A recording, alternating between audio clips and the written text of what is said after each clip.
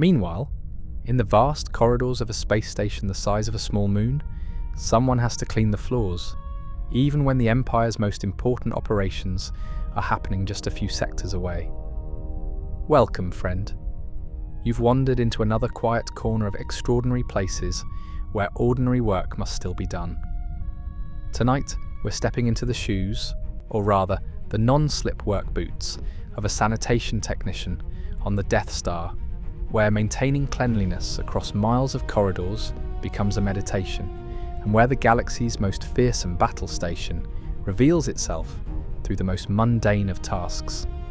Here, armed with a standard issue cleaning cart and a work order data pad, you'll discover that even on a military installation capable of destroying planets, someone still needs to mop floors and empty trash receptacles. So before we begin this shift together, take a moment to like this video and subscribe, so we can keep bringing you more tales from the ordinary side of extraordinary places. Let me know in the comments what kind of work you do. It's always interesting to hear about the jobs that keep our worlds running. Now get comfortable, let the quiet hum of life support systems surround you, and allow the small steady routines of station maintenance to guide you gently toward rest. You press your palm against the biometric scanner outside Maintenance Bay 47, and the door slides open with the pneumatic hiss that's become as familiar as your own breathing. The transition from the corridor's cooler air to the maintenance bay's slightly warmer atmosphere, a result of all the equipment stored here, makes you take a deeper breath, the way you might when entering any workplace at the start of a shift. The maintenance bay occupies a converted storage area in Sector 7G, Level 92, with the standard grey walls and bright overhead lighting that characterises all the Death Star's utilitarian spaces. The bay is organised with military precision, cleaning carts lined up against one wall, supply shelves stocked and labelled, tool lockers secure and inventoried. Everything has its place, and that place is clearly marked with stencilled letters and numbers. The morning shift supervisor, TK447, you've learned his designation, but have never seen his face under the stormtrooper helmet he wears, even while doing administrative work, looks up from his data pad with what you assume is acknowledgement. The helmet makes reading expressions impossible, but you've learned to interpret the slight tilt of his head as friendly recognition. Evening, Jensen. His voice crackles through the helmet's speakers, slightly distorted but perfectly understandable. Quiet shift so far, mostly routine. Though there's been some activity in the detention level, recommend you start with the upper sectors and work your way down to give them time to finish whatever they're doing. He slides a work order data pad across the equipment checkout desk, and it makes a soft plastic sound against the metal surface. The data pad is standard issue, slightly scuffed from years of use, with a cracked corner that someone tried to repair with industrial adhesive. Your shift assignment glows on the screen in that particular shade of imperial blue that all official documents use. The magnetic keycard for cart 7G17 is clipped to the data pad. You've used this cart for most of your shifts over the past 2 years. It's become your cart in the unofficial way that equipment becomes assigned through habit rather than regulation. The keycard is warm in your palm, as if the cart itself has been waiting in its charging bay for your arrival. You make your way through the maintenance bay's prep area, past the chemical mixing station where industrial cleaners are diluted to proper concentrations, past the equipment repair bench where broken machinery waits for the technical crew's attention, past the beverage dispenser that produces something that tastes vaguely like caf but is actually a synthetic stimulant designed for long shifts in artificial environments. Your locker sits in the third row, number 447J, assigned based on your employee identification number and sector assignment. The metal door opens with a slight squeak that you've been meaning to report but never quite get around to mentioning. Inside, your work gear is neatly organised. A spare pair of work gloves, a personal hydration bottle. The station's water tastes fine, but having your own bottle feels more comfortable. A small toolkit for minor cart repairs, and a notebook where you keep track of unusual maintenance issues that should be reported. The sanitation technician's vest hangs on its hook, the same one you were issued on your first day 2 years ago. It's made of a durable synthetic material in standard imperial grey, with reflective strips that make you visible to vehicle traffic in the wider corridors. Your identification badge is already clipped to the breast pocket. Jensen Rake, Sanitation Tech 3, Clearance Level 4, Sector 7G Primary. You slip it on, adjusting the fit, and immediately feel yourself shifting into work mode. The time clock sits near the prep area exit, a modern biometric system that scans your palm and records your arrival with a soft beep. The display confirms 1947 Standard Time, Jensen Rake, shift start acknowledged. The night shift officially begins at 20 but arriving early gives you time to prep your cart properly, to make sure everything is stocked and ready before the shift's assignments begin officially. TK447 hands you the sector assignment sheet, a thin film-blast document that lists your coverage areas for the night. You've got the main corridors in 7G through 7L tonight, plus the observation deck in 7H, and if you finish early, there's a request for deep cleaning in conference room 7K12. Straightforward assignments, nothing complicated.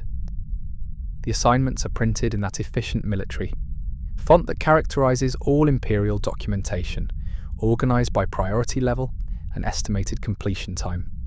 You scan the list quickly, all familiar locations, routes you've cleaned dozens of times. Tonight should be a smooth shift. The main storage area is through another door, and stepping into it reveals rows of cleaning carts in various states of readiness. Cart 7G17 sits in its designated charging bay, its power indicator showing a full charge after being plugged in all day. The cart is a standard Imperial sanitation unit, a mobile platform approximately 1 metre square, with storage compartments for supplies, mounting brackets for mops and brooms, and a small powered wheel system that responds to light pressure on the handle. You walk around the cart slowly, performing the pre-shift inspection that's become second nature. The wheels first, checking that they rotate freely and the brakes engage properly. You give each wheel a spin, listening for any grinding or resistance that would indicate bearing problems. All 4 wheels move smoothly, properly lubricated by the maintenance crew. The supply compartment's next, verifying that everything is stocked according to regulation. 3 different cleaning solutions in properly labelled bottles, all-purpose cleaner, glass cleaner, and the specialised degreaser for areas near machinery. Each bottle is full or nearly full, ready for the shift's demands. The cloths are folded and stacked in their designated compartment, microfiber for general cleaning, lint-free for glass and displays, heavy-duty for stubborn stains. The mop and bucket system is the cart's centrepiece, a modern design that separates clean water from dirty water and includes a foot-operated wringer that keeps your hands free. You check that the bucket is clean, the wringer mechanism operates smoothly, and the mop head is fresh. It is showing the slightly stiff texture of a recently laundered and sanitized mop. Opening the cart's power panel reveals the charge level on the small motor that assists with pushing the cart over long distances, 100% fully charged and ready. The panel also shows the status of the small vacuum unit, stored in the lower compartment. Operational, filter clean, dustbin empty. You pull the cart from its charging bay, disconnecting the power cable with a soft click and give it a test push. It rolls smoothly, responding to light pressure with the slight powered assist that makes pushing a fully loaded cart manageable even after hours of work. The handle height is already adjusted to your preference, the grip worn smoothing exactly the places where your hands naturally rest. Satisfied that everything is in order, you guide the cart toward the bay exit, stopping at the supply station to top off your bottles with fresh cleaning solution and grab a box of the heavy-duty trash bags used for corridor waste receptacles. The supplies nestle into their designated storage areas with the satisfying precision of well-designed equipment. TK447 logs your cart checkout on his datapad. Cart 7G17, full charge, all systems operational. Estimated return time, so 4 Toyer Row. Have a good shift, Jensen. Thanks, 4047. You too. The bay door slides open, revealing the corridor beyond, the beginning of your night's work territory. The lighting here is the standard bright white that illuminates all the Death Star's corridors, designed to eliminate shadows and provide optimal visibility for security purposes. The floor is the standard polished Duraplast, showing the slight wear patterns that appear along the most travelled routes, despite daily maintenance. You ease the cart out into the corridor, and the door slides shut behind you with a soft, pneumatic sigh. The corridor stretches in both directions, clean and orderly, marked with the regular intervals of numbered doors and corridor designation signs. Somewhere in the distance, you can hear the faint sound of footsteps, probably a patrol making their rounds, and the ever-present hum of the station's life support and power systems. Your comlink chirps, a message from Central Maintenance Coordination.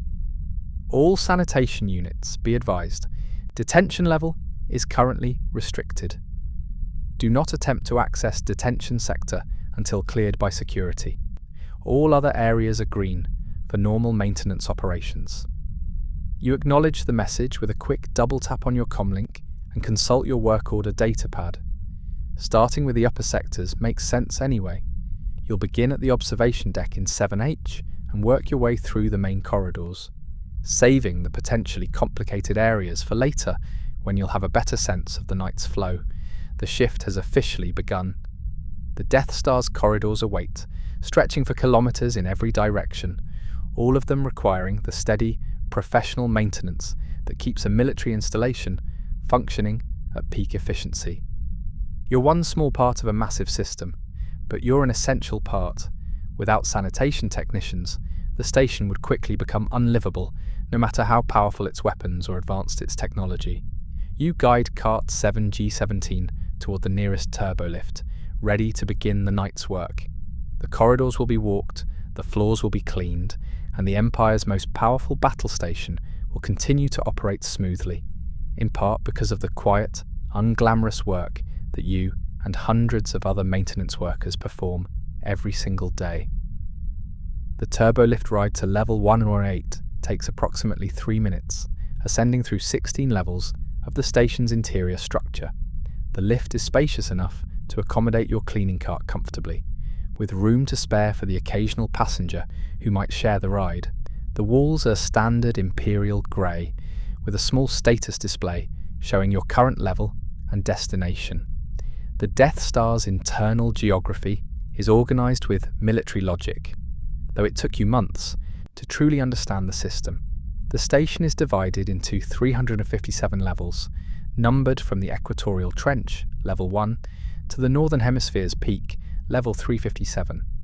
Each level is further divided into sectors, designated by paired numbers and letters. Sector 7G means the 7th radial section of the G lateral band. Within each sector, corridors are numbered sequentially, rooms are numbered by corridor and position, and everything is marked with signs that use the same standardized format throughout the entire station.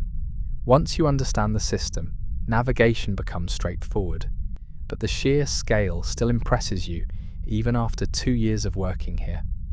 The turbolift chimes softly as it reaches level 108, and the doors slide open with a pneumatic hiss that's identical to every other door on the station.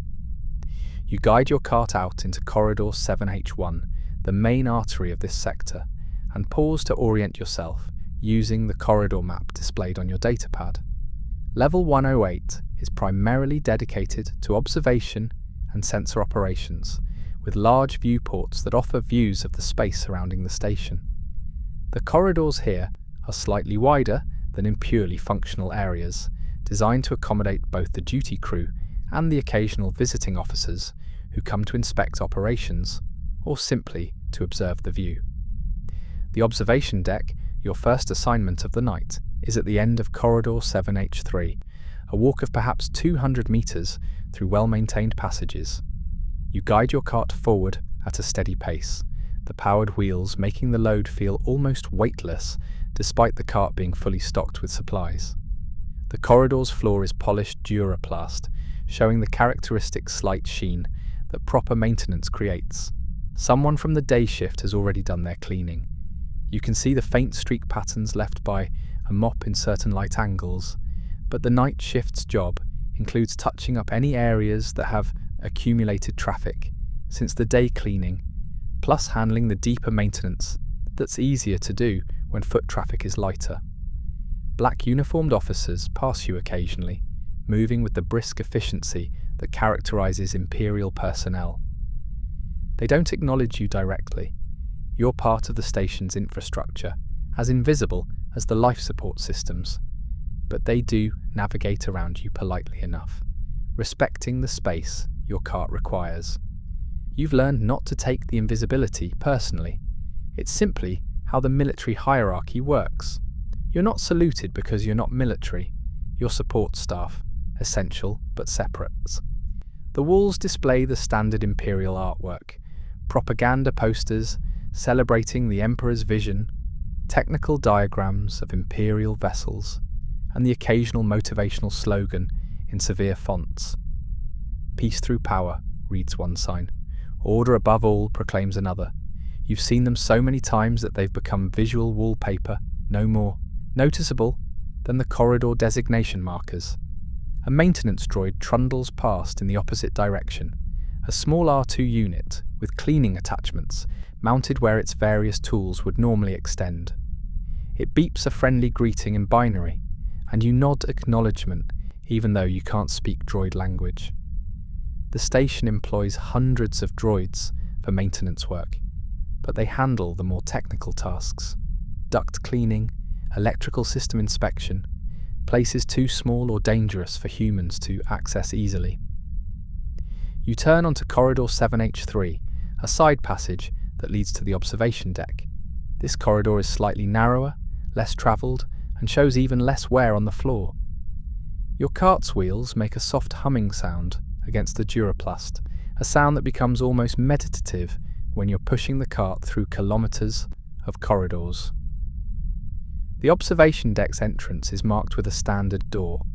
Though the signage indicates it's a public space, Observation Deck 7H, authorised personnel only, no unsecured objects near viewports. The door slides open when you press the entry panel, revealing the space beyond. The observation deck is impressive even though you've seen it dozens of times.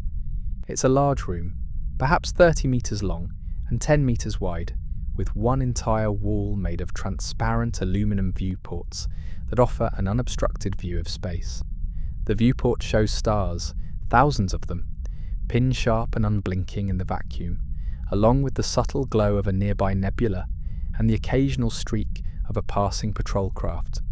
The room's function is partly morale, giving crew members a place to see outside the station's metal interior, and partly practical, as sensor operators can directly observe certain phenomena when electronic systems need visual confirmation. Right now, the room is empty, though the chairs and observation stations show signs of recent use. You park your cart near the entrance and perform a quick visual assessment. The floor needs attention. Someone has tracked in dust from somewhere, leaving faint footprints across the polished surface. The viewport itself has fingerprints and smudges, particularly near the lower sections where people lean against it to get closer views. The waste receptacles need emptying, and several of the chairs are out of alignment with their marked floor positions. Starting with the most visible task, you retrieve your glass cleaning solution and a lint-free cloth from the cart. The viewport is large enough that cleaning it properly will take 10 minutes of steady work, but the result will be worth it. A clean viewport makes the view more impressive and reflects well on the maintenance department's standards. You spray cleaning solution onto the transparent aluminum in even, overlapping patterns, then wipe with the cloth using firm circular motions that remove both the obvious smudges and the subtle haze that accumulates from the station's environmental systems. The solution has a faint chemical smell, not unpleasant, and it evaporates quickly to leave the viewport perfectly clear. As you work, you can't help but glance out at the view. The stars are beautiful, in a remote, uncaring way. They were there before the Death Star existed, and will be there after, indifferent to the Empire's plans or your cleaning schedule. The nebula's glow shifts slowly, through shades of purple and blue, a natural light show that no one designed or controls. A TIE fighter patrol passes in the distance, 3 ships in tight formation, their distinctive silhouettes visible for just a moment before they move beyond your viewing angle. Somewhere out there, the galaxy continues its vast and complicated existence, but here in this observation deck, your job is simply to make sure the viewport is clean enough that future observers can see that existence clearly. The cleaning takes exactly as long as you estimated, 10 minutes of methodical work that leaves the viewport spotless. You step back to check your work from different angles, verifying that no streaks or spots remain. Satisfied, you move on to the floor. Mopping is straightforward but requires proper technique to avoid leaving streaks or water spots. You fill your bucket with warm water and the appropriate amount of all-purpose cleaner, testing the mixture with your fingertips to make sure the temperature and concentration are right. Too hot and the cleaner evaporates before it can work. Too cold and it doesn't activate properly. The mop head goes into the clean water side of the bucket, where it absorbs the cleaning solution until it's thoroughly damp but not dripping. You start in the far corner. Always work away from your exit so you don't trap yourself on wet floor, and mop with smooth, overlapping strokes that cover the floor evenly. The dirt and dust lift easily, transferring from floor to mop with each pass. When the mop starts to look dingy, you rinse it in the dirty water side of the bucket, wring it using the foot-operated press, and dip it again in the clean solution.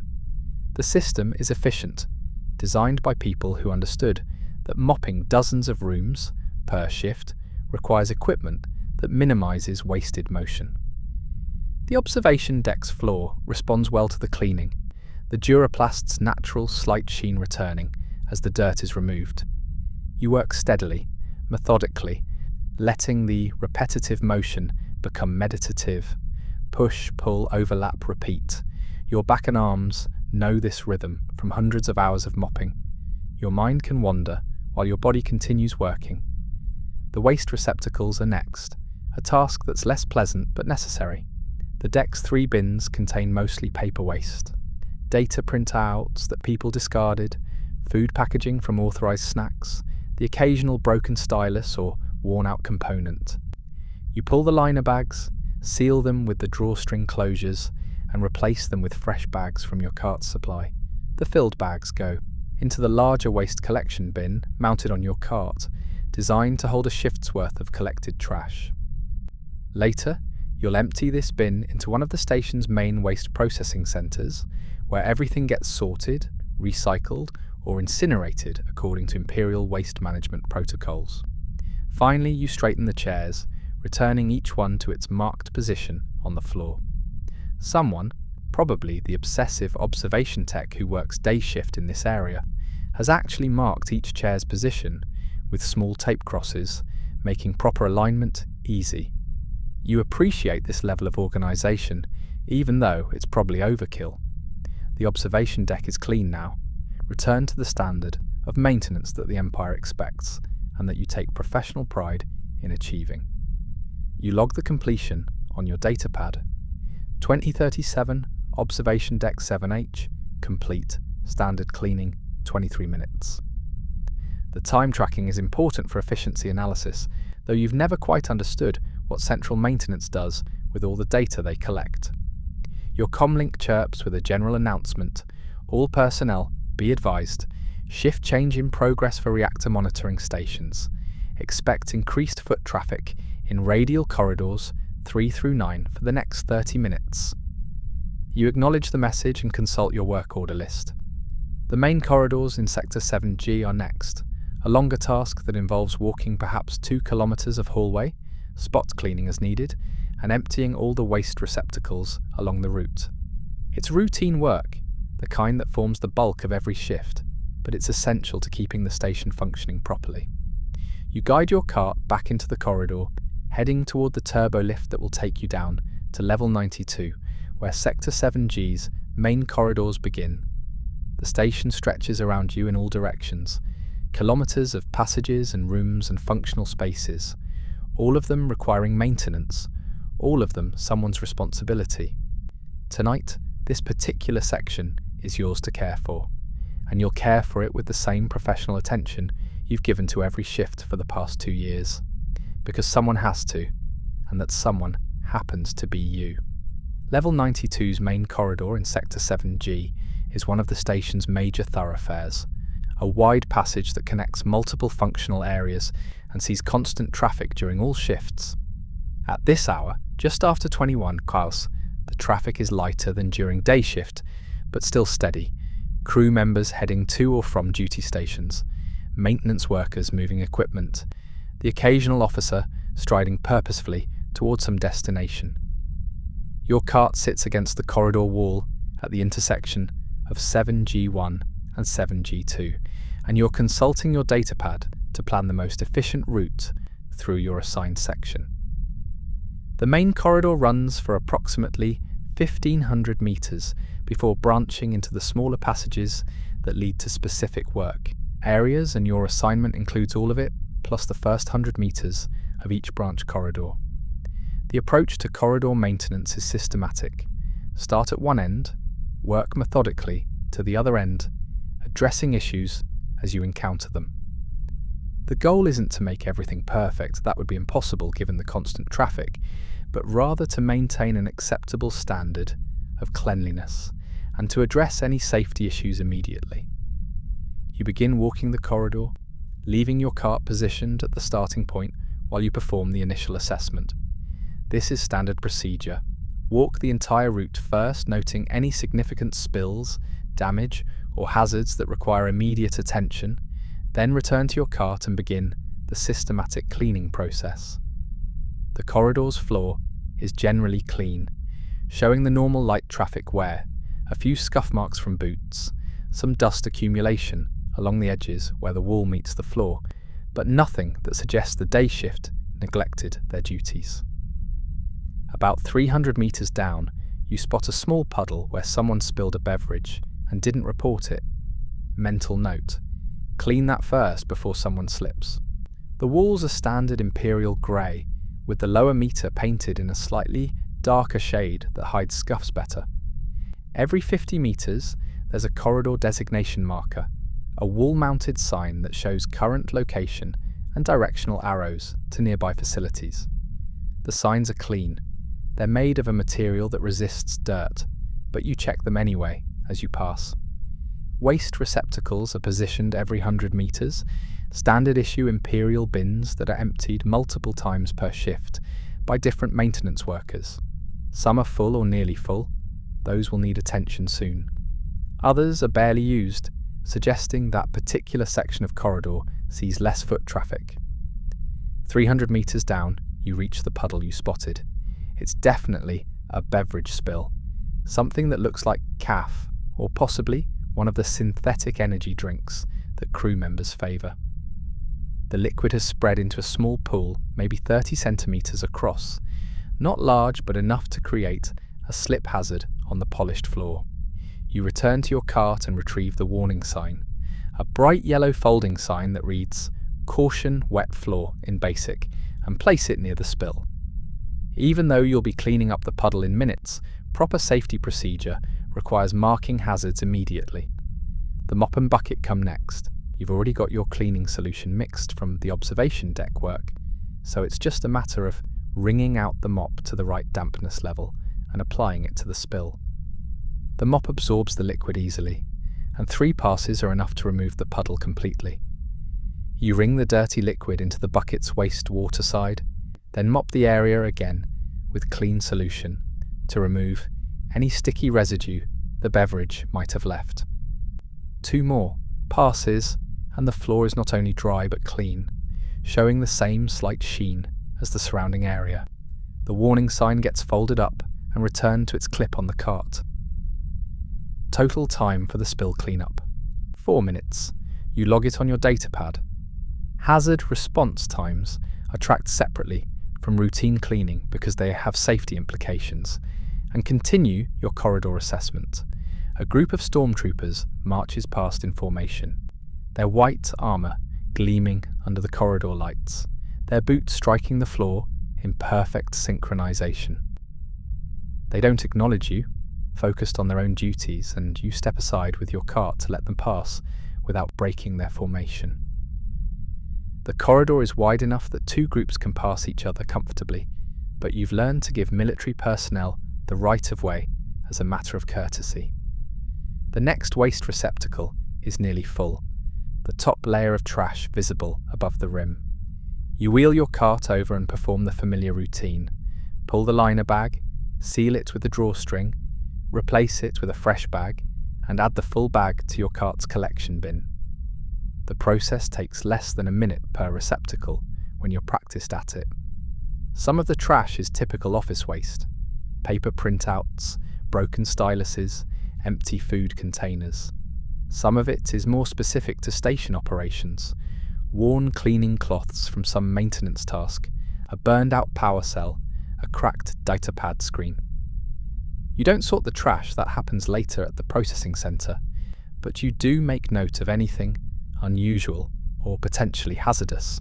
You continue down the corridor, stopping every 100 metres to service the waste receptacles. Some are full, some are half full, and a few are nearly empty. You empty them all anyway.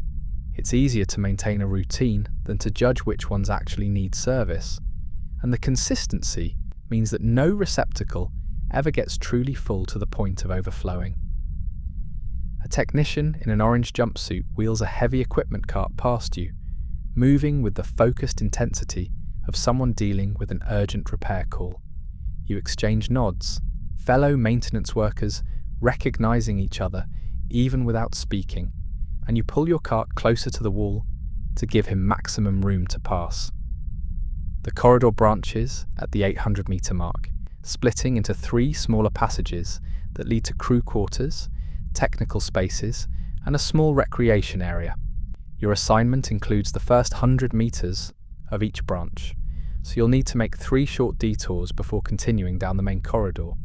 The first branch leads to crew quarters, a quieter section where off-duty personnel rest between shifts. The corridor is cleaner here. People generally track less dirt into sleeping areas, but the waste receptacles still need service. You empty 3 bins in quick succession, finding mostly personal waste, disposable food containers, hygiene product wrappers, the occasional piece of worn-out clothing that someone decided to discard. The second branch leads to technical spaces, and here you encounter the typical evidence of engineering work. Metal shavings on the floor near a workshop entrance, a small oil stain where someone changed a component on a piece of equipment, and the peculiar burnt electronic smell that lingers in areas where people solder circuits. The metal shavings require your broom rather than the mop. You retrieve the push broom from your cart and sweep the shavings into a neat pile, then use the dustpan to collect them.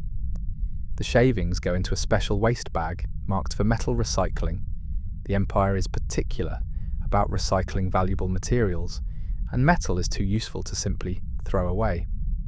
The oil stain needs the degreaser solution. You spray it liberally onto the stain, wait 30 seconds for it to penetrate, then scrub with a heavy-duty cloth. The oil lifts reluctantly but completely, leaving the floor clean. The used cloth goes into the waste collection with a mental note that it needs to be laundered before reuse. The third branch leads to a small recreation area, and here you find evidence of recent use. Chairs slightly out of position, a few crumbs on a table where someone ate a snack, and a general sense that people gathered here but cleaned up reasonably well after themselves. You straighten the chairs, wipe down the tables, and empty the waste receptacles, restoring the area to its standard of tidiness. Back in the main corridor, you continue your methodical progress toward the far end of your assigned section. The work settles into a rhythm. Walk, assess, clean, move forward, repeat. Your body knows these motions so well that your mind can wander while your hands continue working. You think about nothing in particular, random thoughts about what to eat when you get home, whether to watch a hollow film before sleeping, if you should finally message that person from the level 85 commissary who seemed interested in conversation last week. The thoughts drift like the dust you're cleaning, present but not demanding serious attention. A lieutenant commander passes, his rank insignia identifying him as someone important, his bearing suggesting he's in a hurry. You instinctively move your cart closer to the wall, giving him maximum clearance, and he nods acknowledgement of your courtesy before continuing at his brisk pace. The interaction takes 3 seconds and requires no words. The main corridor's endpoint is marked by a large blast door that separates this section from the next security zone. Your clearance level doesn't permit you beyond this point, so this is where your assigned route ends. You've walked approximately 1,500 meters, emptied 32 waste receptacles, cleaned 2 spills, swept up 1 pile of metal shavings, and generally maintained the corridor to imperial standards. You log the completion on your datapad: 2147, main corridor, 7G1 through 7G6, complete. Or by routine maintenance, 46 minutes. The time is about average for this route, which suggests you're maintaining consistent efficiency. Your comlink chirps, a direct message from central maintenance. Sanitation Tech Jensen Rake, please proceed to conference room 7K12 for deep cleaning assignment. Room is currently unoccupied and cleared for maintenance. You acknowledge the message and consult your station map. Conference room 7K12 is 3 levels up and 2 sectors over, about a 10-minute walk with the cart. Deep cleaning assignments are less routine than corridor maintenance, requiring more attention to detail and typically taking longer, but they're also more satisfying. There's something deeply pleasing about taking a heavily used space and restoring it to pristine condition. You guide your cart toward the nearest turbo lift, ready for the next task. The shift is progressing smoothly, each assignment completed professionally, each task adding to the larger effort of keeping the Death Star clean and functional.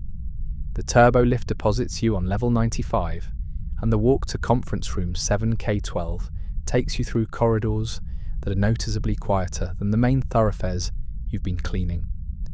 This section of the station houses administrative offices and meeting spaces, areas that see heavy use during day shift but become almost empty at night when most administrative work concludes.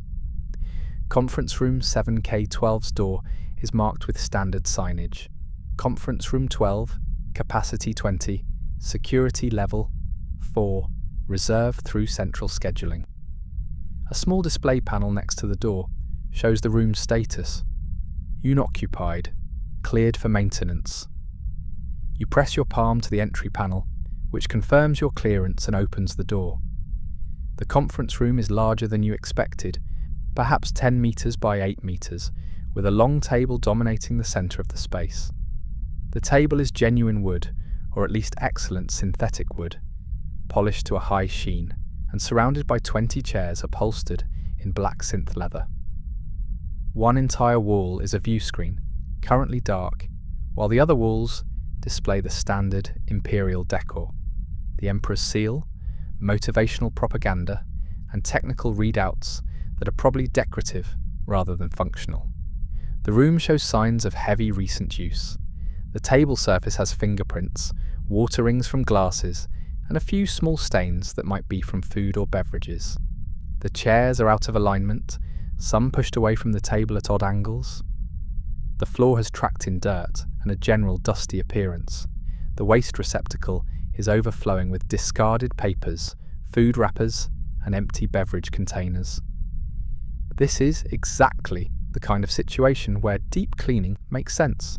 The room is being used heavily and needs more than just a quick wipe down to return to proper standard. You park your cart near the door and begin the systematic assessment that precedes any major cleaning task.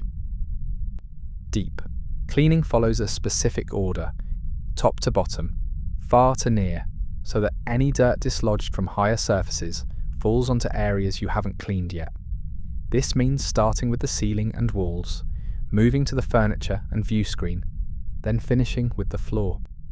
The process takes longer than routine maintenance, but produces noticeably better results.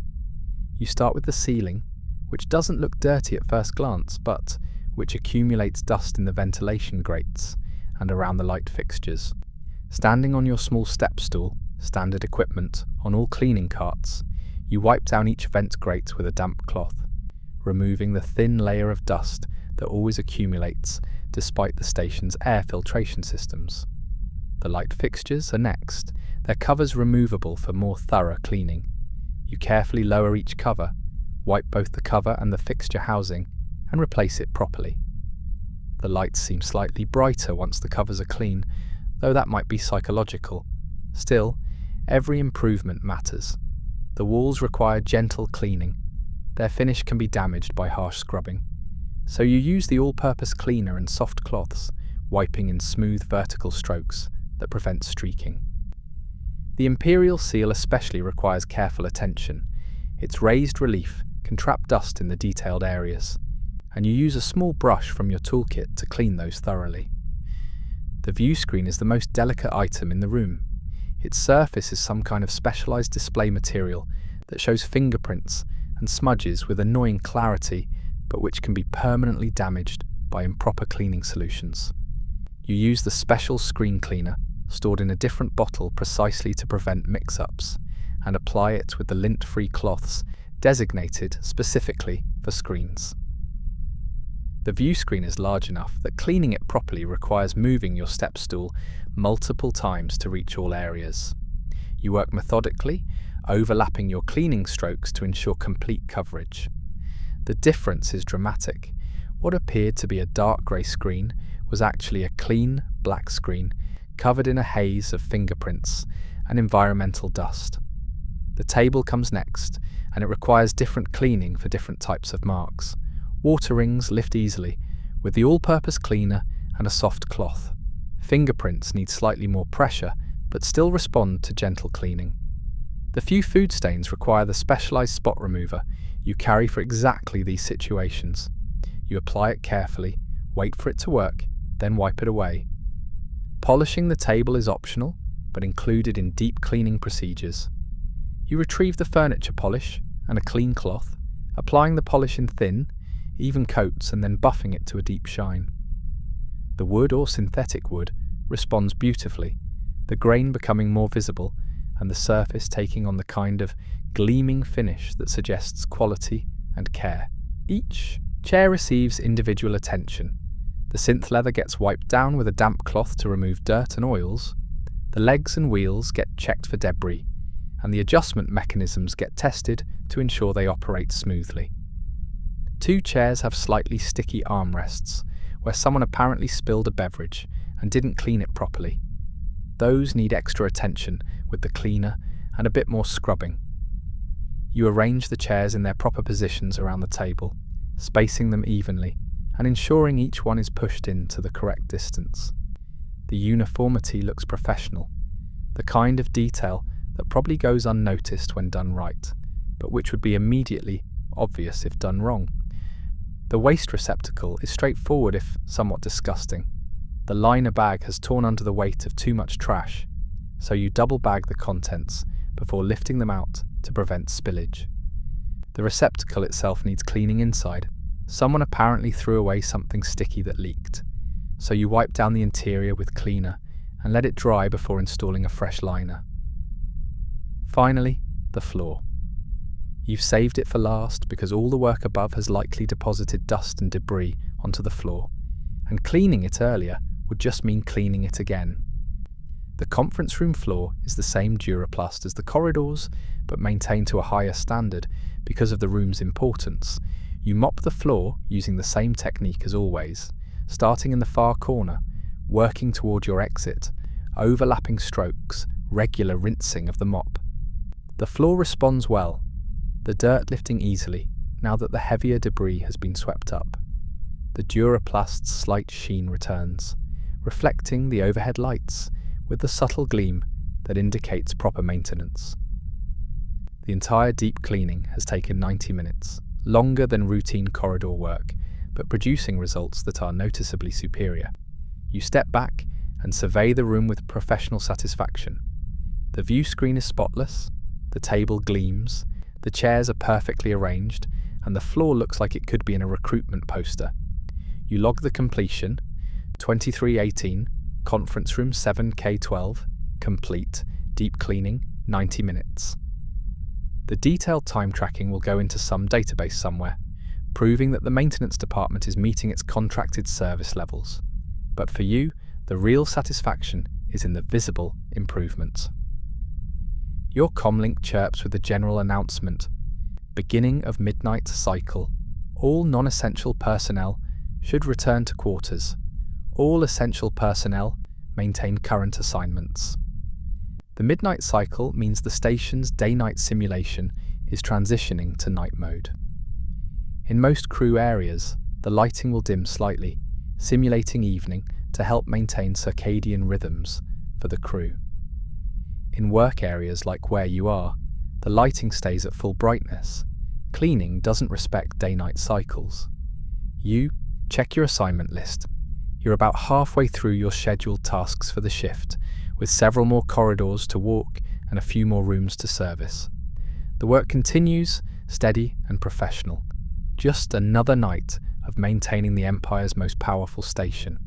4 hours into your shift, and the fatigue is beginning to make itself known. Not overwhelming, but present in the slight ache of your back, and the way your feet are starting to feel the kilometers you've walked. This is normal, expected and manageable, but it's also the time when taking your scheduled break becomes not just regulation, but necessity. You guide your cart toward break room 7G4, one of several small rest areas designated for maintenance and support staff. The break room is located off the main corridor, through a side passage that most station personnel probably don't even notice. It's not hidden exactly, just not prominently placed. The Empire doesn't design its facilities with break room visibility as a priority. The break room door opens to reveal a small but functional space. 4 tables with attached seating, a beverage dispenser, a food synthesizer, and a wall-mounted holoscreen currently showing some kind of nature documentary on mute. 2 other maintenance workers are already here, a Celestin engineer you recognise but have never spoken to, and a human woman in a different maintenance department's uniform. You park your cart against the wall, it's good practice to keep your equipment within sight even during breaks, and head to the beverage dispenser. The machine offers 3 options: CAF substitute, stimulant blend, and water. You select the CAF substitute, the slightly bitter synthetic beverage that isn't real CAF but provides similar caffeine effects. The dispenser hums and produces a standard issue cup filled with steaming dark liquid. The smell is vaguely CAF-like, though anyone who's had real CAF can tell the difference immediately. Still, it's warm and caffeinated, and that's what matters on a long shift. You add a packet of sweetener and a bit of creamer from the dispenser's supplemental section, improving the taste from industrial to tolerable. The food synthesizer offers a limited menu of what it calls nutritionally complete meals, but which everyone calls synthesis slop. The menu includes protein blend A, protein blend B, vegetable medley, and carbohydrate base. You've learned from experience that protein blend B is the most palatable option. It tastes vaguely like poultry and has a texture that's merely unpleasant rather than actively off-putting.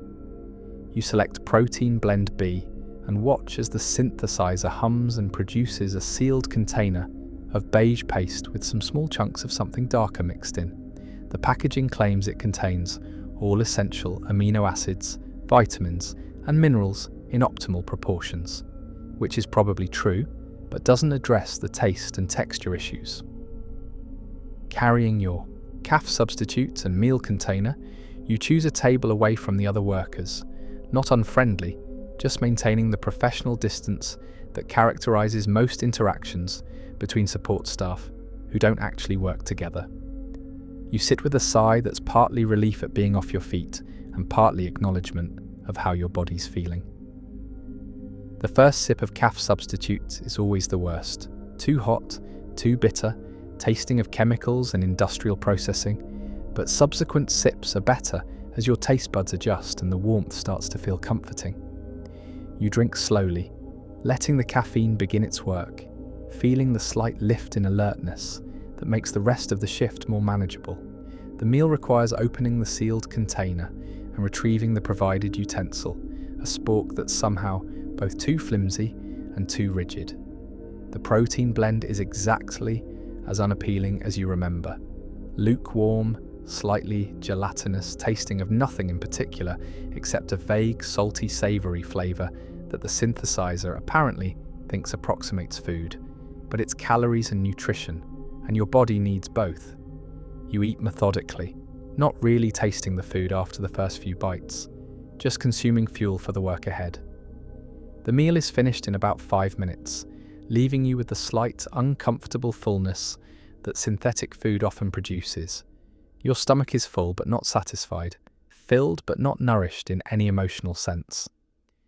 The Holoscreen's nature documentary shows some kind of water world, with creatures that look vaguely like fish but with features that suggest they evolved under different conditions than Earth-standard aquatic life. The images are soothing. Blue water, flowing movement, no connection to the metal corridors and artificial lighting that define your work environment.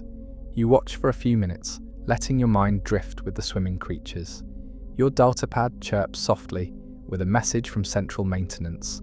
All sanitation units, be advised, scheduled corridor waxing in Sector 3D has been postponed to next cycle. Sector 3D remains open for normal traffic. You read the message, note that it doesn't affect your assignments, and dismiss it. The Solustan engineer finishes his break and leaves with a polite nod that you return.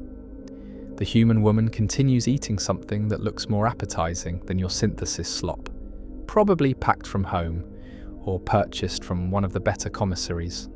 You feel a brief pang of envy, but dismiss it quickly. Synthesis slop is free. Better food costs credits that you're trying to save for something. You haven't decided what yet, but having savings feels important. The break room's clock shows 00:23. You've been on break for 15 minutes, leaving you 5 more before you need to return to work.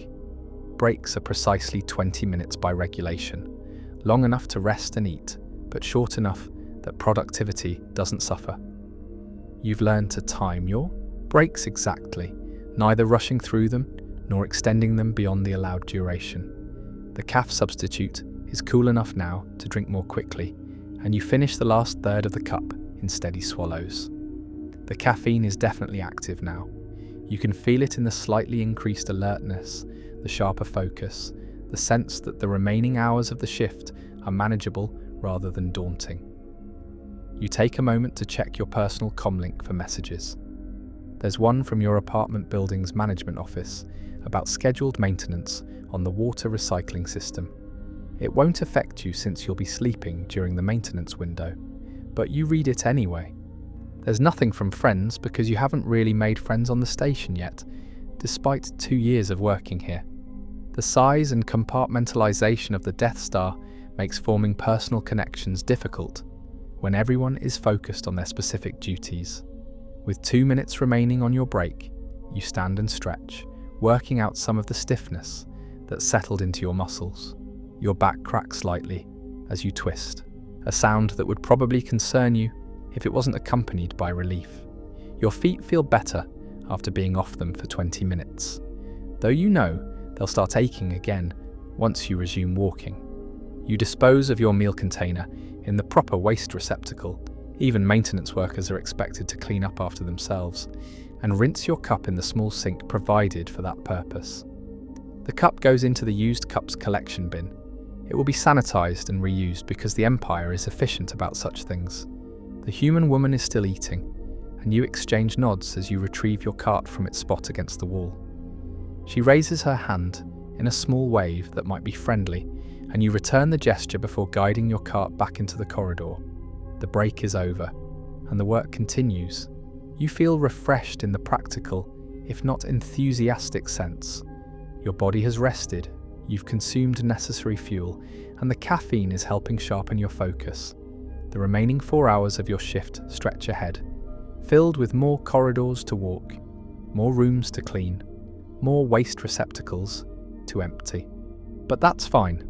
This is the work, this is what you do, and there's a certain satisfaction in knowing exactly what's expected and being able to meet those expectations consistently, shift after shift, corridor after corridor, one clean floor at a time. Level 78 houses some of the Death Star's technical infrastructure, not the critical systems that require specialized engineering clearances, but the secondary systems that support the station's operation. Environmental control, supplemental units, comm relay stations, power distribution nodes, and the various mechanical rooms that keep a space station this size functioning.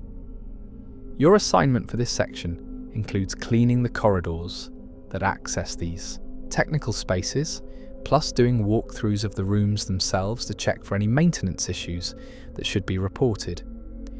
You're not expected to understand the technical systems, that's what engineers are for, but you are expected to notice obvious problems like leaks, unusual smells, or equipment that looks damaged.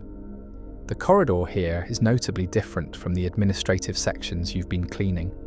The walls are more utilitarian, with exposed conduit runs and equipment access panels rather than the smooth painted surfaces that characterize public areas.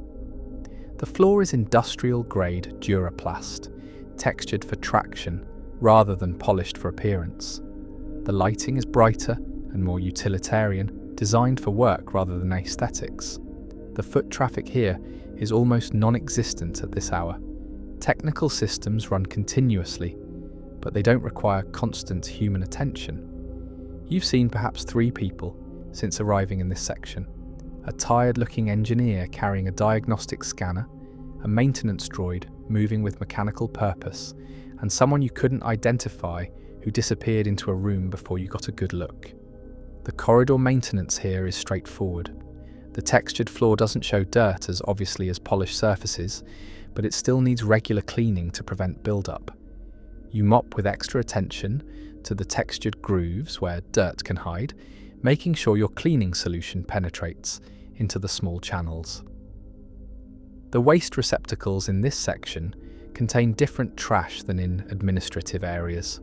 Broken components, stripped wire insulation, chemical wipe containers, and the occasional food wrapper from engineers who eat while working. You empty each bin and notice that one contains a cracked power cell. Those need special disposal, not regular waste, so you set it aside in the designated hazardous materials container on your cart. The first technical room on your list is Environmental Control Station 78 G4. The door is marked with standard caution symbols, warning about automated equipment and temperature variations. You press your entry authorization, and the door slides open to reveal a large room filled with humming machinery. The room is warm, noticeably warmer than the corridor, and filled with the white noise of air circulation systems. Large cylindrical units line the walls, each one labelled with alphanumeric codes that presumably mean something to the engineers who maintain them. Small indicator lights blink in various colours: green, amber, one concerning red that you make note of in your datapad.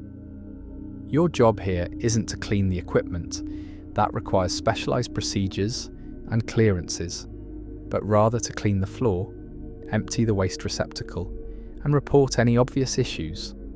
The floor is surprisingly clean, suggesting that either this room sees very little foot traffic, or the engineers who work here are particularly tidy. You do a quick mopping anyway, hitting the main walkways between equipment. The waste receptacle contains mostly technical trash, diagnostic printouts, a broken sensor housing, empty lubricant containers. You empty it and replace the liner, adding it to your cart's collection.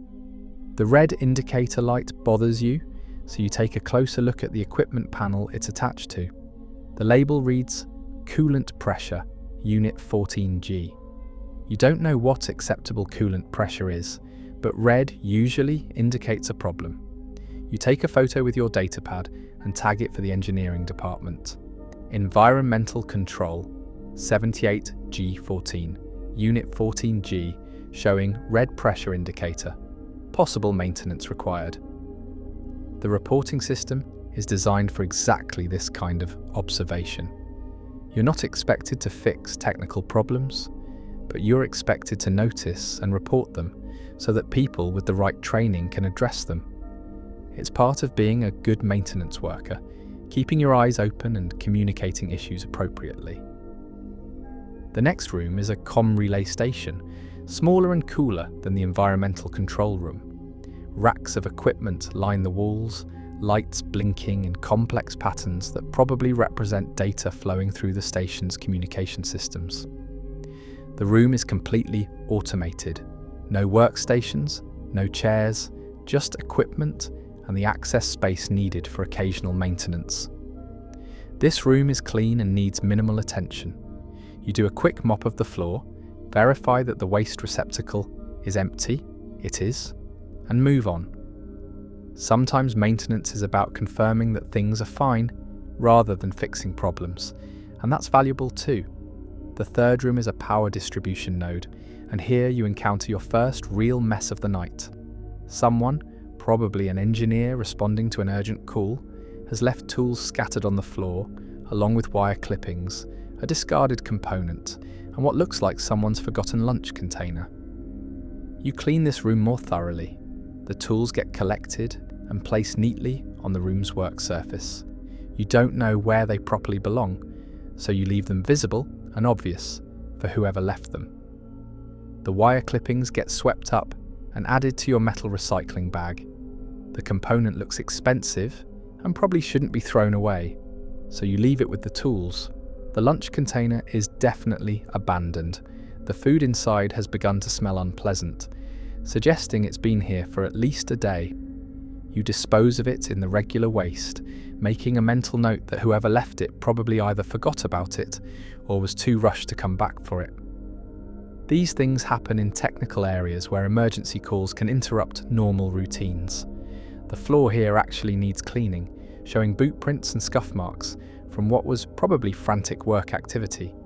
You mop carefully around the equipment, paying attention to corners where dirt tends to accumulate. The result isn't perfect. Some scuff marks are ground in too deeply for mopping to remove, but it's significantly better than before. You continue through the assigned technical rooms, finding most of them clean and needing only minimal attention. The pattern becomes familiar. Enter the room, assess the situation, do a quick cleaning of the floor and common areas, empty waste receptacles if present, report any obvious equipment issues, and move on. One room has a small water leak, not dramatic, just a steady drip from a pipe connection, creating a puddle on the floor. You clean up the puddle, mark the area with a warning sign, and report the leak on your datapad with a photo and exact location. The engineering department will send someone to fix it, probably during day shift when more specialized personnel are available. Another room is surprisingly comfortable. Someone has set up a makeshift break area with a chair, a small table, and a beverage warmer. It's technically against regulations to customize work areas like this, but it's also harmless and shows that someone cares enough about their working conditions to make small improvements. You clean around the setup without disturbing it, respecting whoever made this small claim to comfort. The technical spaces section takes about 90 minutes to complete, including all the corridor cleaning and room walkthroughs. It's different work than the main corridors, less about maintaining appearance and more about ensuring that functional spaces remain clean enough for safe operations, but it's equally important. You log the completion. Ashio 215, Technical Spaces, Sector 7G, Level 78, complete. Routine maintenance. Plus equipment inspections, 92 minutes. The detailed notes about the equipment issues will route to the appropriate departments automatically. one more small part of the communication system that keeps the station running smoothly. Your comlink chirps with another general announcement. All personnel be advised, shift rotation in progress for TIE fighter maintenance crews. Bay access corridors may experience temporary increased traffic. The announcement doesn't affect you directly. The TIE bays are in a completely different section of the station.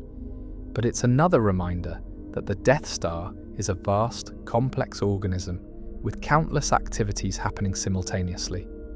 Your cleaning work is just one tiny piece of the larger operation, but it's a necessary piece. You check your assignment list. You're now past the midpoint of your shift, with 3 more major tasks scheduled: another long corridor section, a series of small meeting rooms, and the pre-shift cleanup of the maintenance bay where you started. The work continues, steady and professional, just as it has for every shift you've worked for the past 2 years.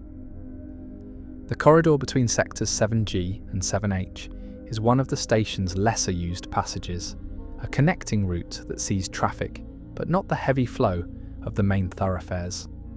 This makes it simultaneously easier to clean, less dirt to deal with, and more challenging. Neglected areas show wear more obviously. You're walking the corridor slowly, your cart moving at a steady pace as you perform the kind of detailed observation that characterizes good maintenance work. Anyone can push a mop and empty trash bins, but what separates adequate workers from good ones is the attention to detail, the noticing of small issues before they become large problems. The floor here shows unusual wear patterns.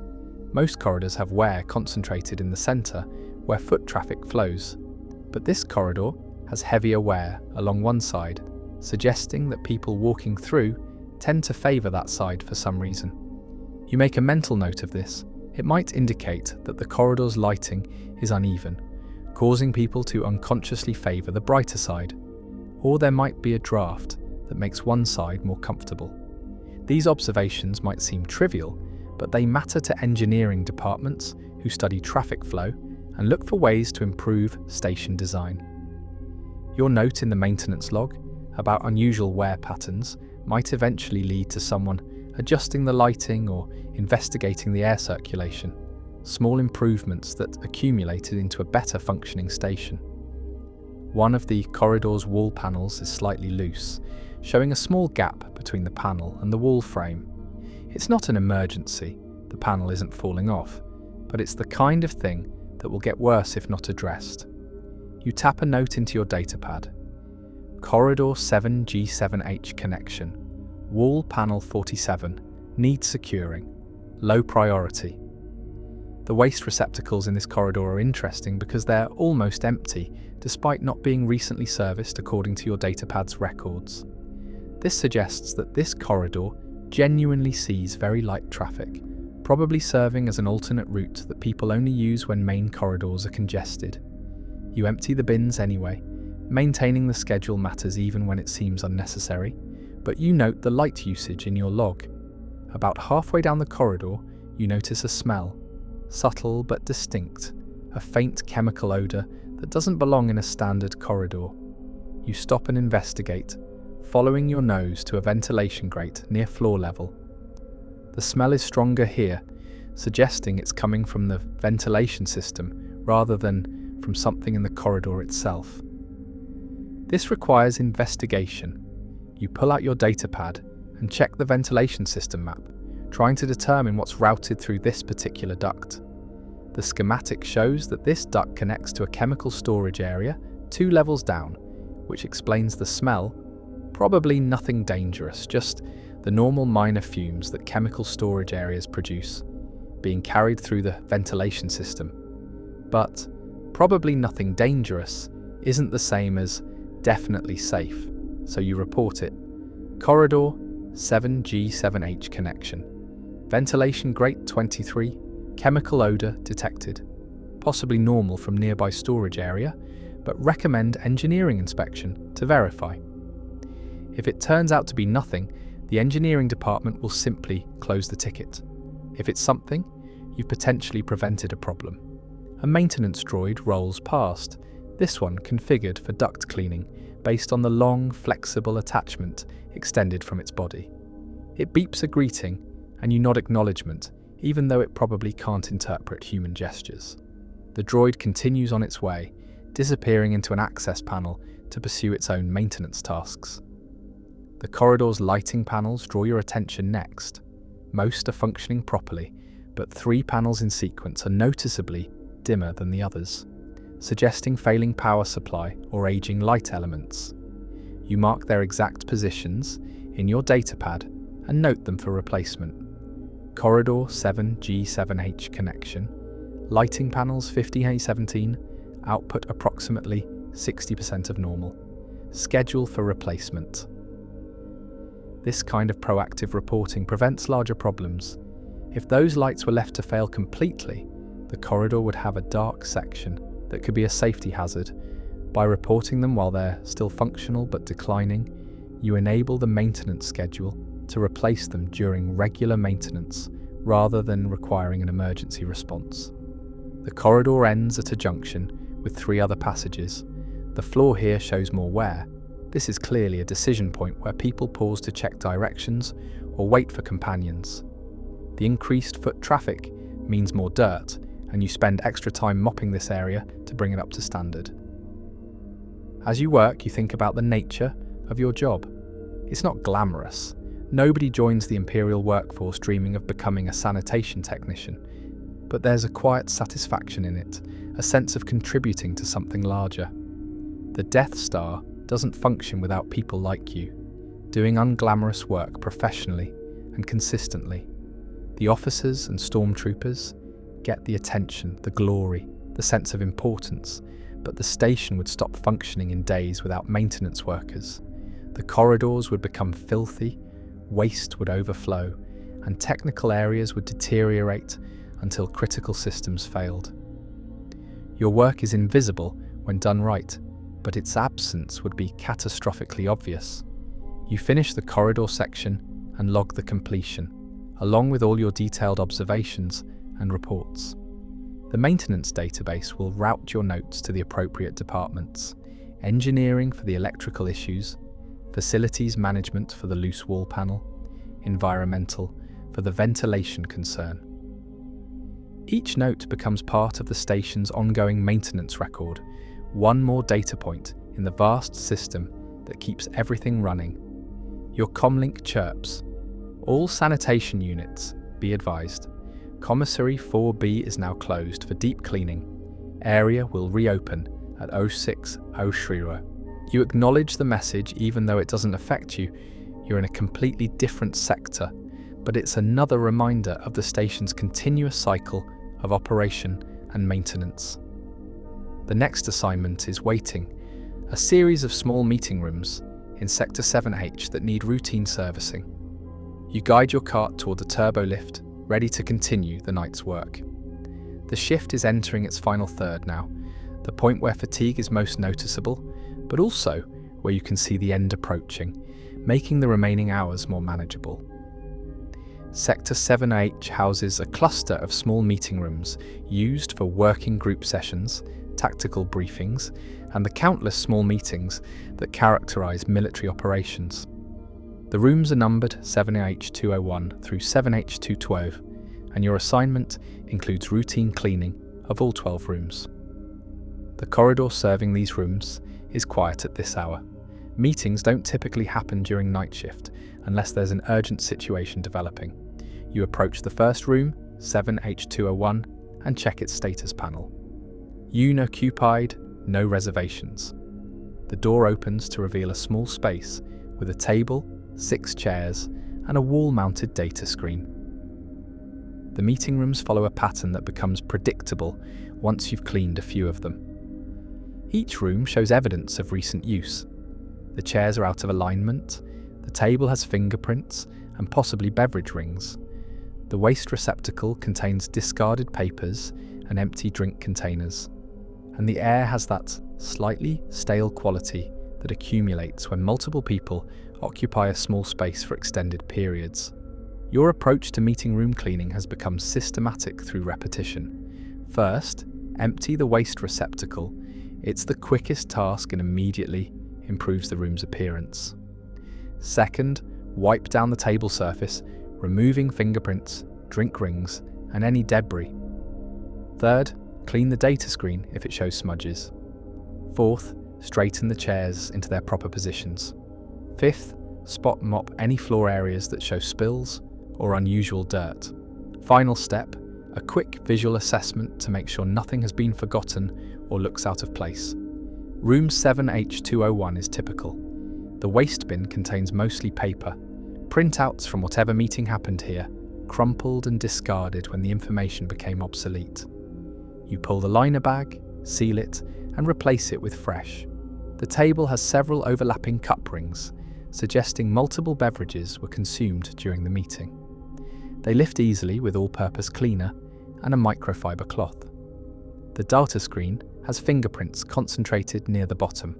Someone was pointing at information on the screen during the presentation. The screen cleaner removes them completely, leaving the display surface pristine. The chairs get straightened into proper alignment, spaced evenly around the table. The floor is clean except for a few crumbs near one chair. Someone was eating during the meeting. A quick wipe with a damp cloth handles that. Total time for room 7H201, 8 minutes. You log it and move to the next room. Room 7H202 is messier, showing signs of a longer or more intense meeting. The waste receptacle is overflowing with paper. Someone has spilled a beverage on the table that dried into a sticky residue, and the floor has mud tracked in from somewhere, probably someone who walked through the garden biome on their way to the meeting. The beverage spill requires the specialised cleaner and more scrubbing than usual. The dried liquid has left a tacky residue that doesn't want to come up easily, and you have to apply cleaner, let it work for a minute, then scrub with firm pressure. Eventually, it lifts, leaving the table surface clean but slightly dulled in that spot. It will need polishing to restore the proper sheen. The furniture polish comes out, and you apply it to the entire table surface rather than just the cleaned spot. This takes extra time but produces better results. The whole table now has a uniform shine rather than one obviously cleaned spot surrounded by duller surface. The chairs in this room need more attention too. One has a sticky armrest that requires focused cleaning. The mud on the floor is the most time-consuming part. It's dried and ground in, requiring scrubbing rather than just mopping. You get down on your knees with a scrub brush and work it out, focusing on the individual Duraplast tiles to make sure no residue remains. The scrubbing produces visible results. The floor goes from dirty to clean under your sustained attention. Room 7H202 takes 23 minutes, more than twice as long as the first room. You log the extra time and make a note that this room might benefit from having a "please clean shoes before entering" sign, though you know that suggestion will probably be ignored. Military personnel don't generally worry about tracking mud into meeting rooms. The pattern continues through the remaining rooms. Some are quick and easy, barely used and requiring only minimal attention.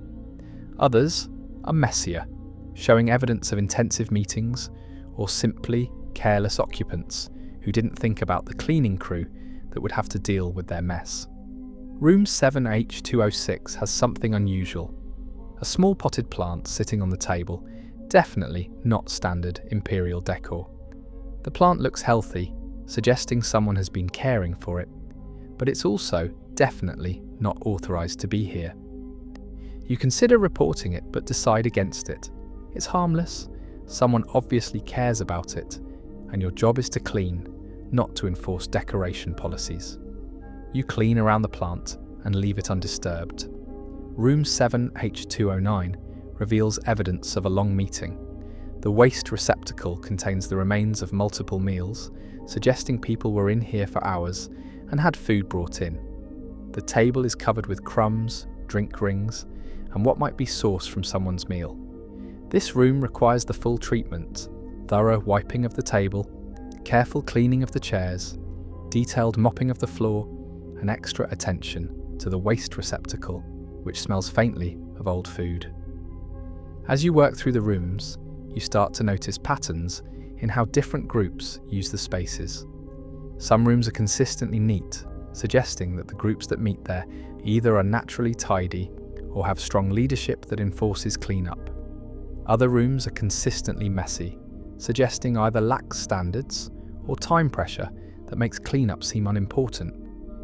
You think about the people who use these rooms, the officers making tactical decisions, the work groups solving operational problems, the committees addressing whatever issues require committee attention. They probably never think about the person who cleans up after them, which is fine. Your job is to be invisible, to restore each room to neutral baseline so the next group can use it without being distracted by the previous group's mess. Room 7H212, the last in the series, is surprisingly clean. The table is spotless, the chairs are properly aligned, and the waste receptacle is empty. A small note sits on the table. "Cleaning crew, thank you for your work. Lieutenant Marks." You smile reading this.